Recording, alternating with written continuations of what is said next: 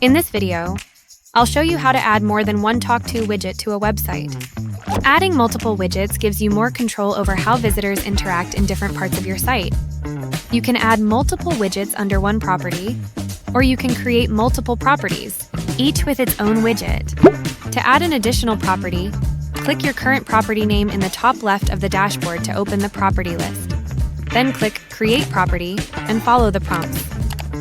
The site URL field is for internal purposes only. To add an additional widget, go to Administration, open Chat Widget, and click Add Widget. Follow the prompts to create the new widget.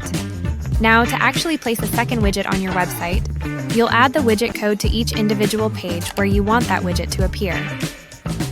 Go back to Administration, open Chat Widget, select the widget you want to install, then copy the widget code shown on the right. Open the page you want to edit, paste the widget code just before the closing tag, and save. If you are using multiple widgets, be sure that their scripts do not conflict. Repeat this for each page where you want a specific widget to appear.